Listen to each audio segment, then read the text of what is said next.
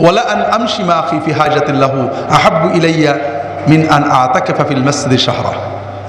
হাদিসটা আব্দুল্লাহ ইবনে ওমর থেকে বর্ণিত, তাবারানী রিওয়ায়াত করেছেন, ইমাম সুয়ুতি সহিহ বলেছেন, শেখ নাসিরউদ্দিন আলবানী হাসান বলেছেন।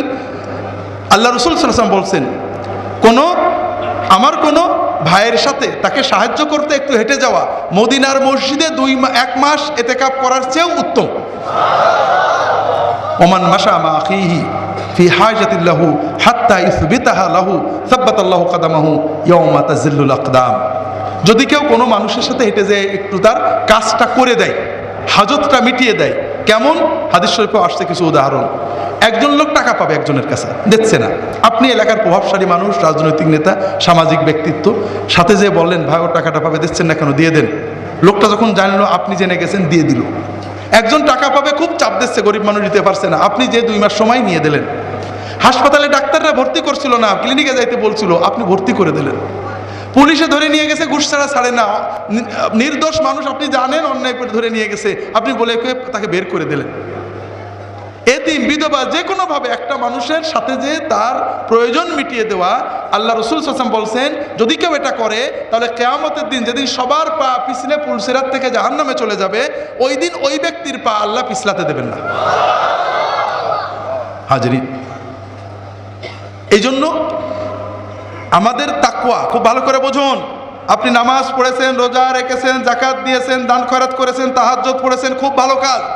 কিন্তু এই ভালো কাজগুলো সত্যিকারের তাকওয়া অর্জন করেছেন কিনা, আপনি আসলে ভালো কাজগুলো সত্যিকারের ভালো হয়েছে কিনা, আপনার জীবনে এসেছে কিনা, এটা প্রমাণ করতে একটু তাকান আপনি মানুষের সাথে কি আচরণ করেন। আপনি যদি মানুষের সাথে ভালো আচরণ করেন, মানুষের হকগুলো আদায় করেন, মানুষের কর্তব্য পালন করেন, তাহলে বুঝতে হবে যে না, আসলে আপনার নামাজ, রোজা, হজ, যাকাত, তাহাজ্জুদ আপনার কাজে লেগেছে। আর যদি এত কিছুর পরেও আপনার ছেলের সাথে সারাদিন ঝগড়া, মেয়ের সাথে খারাপ ব্যবহার, স্ত্রীর হক আদায় করেননি, স্বামীর সাথে ঝগড়া করেছেন, আপনি বাবার হক আদায় করেননি, আপনি প্রতিবেশীদের সাথে ঝগড়া করেন, মারামারি গোলমাল করেন, আপনি ভালো করে বুঝে নিন আপনার এই ভালো কাজগুলো ভালো পর্যায়ে যায়নি। একটা হাদিস এসেছে, রাসূলুল্লাহ সাল্লাল্লাহু আলাইহি ওয়াসাল্লামের কাছে 2 মেয়ের কথা বলা হলো। একটা মেয়ে ফরজ ইবাদত করে, নফল করে, তাহাজ্জুদ করে, দান খয়রাত করে, কিন্তু তাদের পরিবারের আত্মীয় স্বজন, পাড়া প্রতিবেশীর সাথে খুব ঝগড়াঝাটি, খারাপ আচরণ করে। নফল ফরজ ইবাদত করে, তাহাজ্জুদ পড়ে, জিকির করে, দান খয়রাত করে, সব করে, কিন্তু মানুষের সাথে ঝগড়াঝাটি করে, খারাপ আচরণ করে। আর একটা মেয়ে, মহিলা, তিনি ফরজটা পড়েন, নফল ইবাদত তেমন কিছু করে না, দান খয়রাত করে না, কিন্তু মানুষের সাথে খুব ভালো আচরণ করে, পাড়া প্রতিবেশী আত্মীয় স্বজনের সাথে ভালো আচরণ করে, ব্যবহারটা সুন্দর। রাসূলুল্লাহ সাল্লাল্লাহু আলাইহি ওয়াসাল্লাম প্রথমের কথা বললেন ও জাহান্নামে যাবে, আর দ্বিতীয় মহিলার কথা বললেন ও জান্নাতে যাবে। সুনানে আবু দাউদ অন্যান্য কিতাবের সহিহ হাদিস। মা ইউদাউ ফি মিজানিল আবদ ইয়াউমুল কিয়ামাহ আথকালা মিন হুসনিল খুলুক ওয়া ইন্না সাহিবা হুসনিল খুলুকি লা ইউদরিকু বিহি দারাজাতাস সাইমি ওয়াল কায়েম।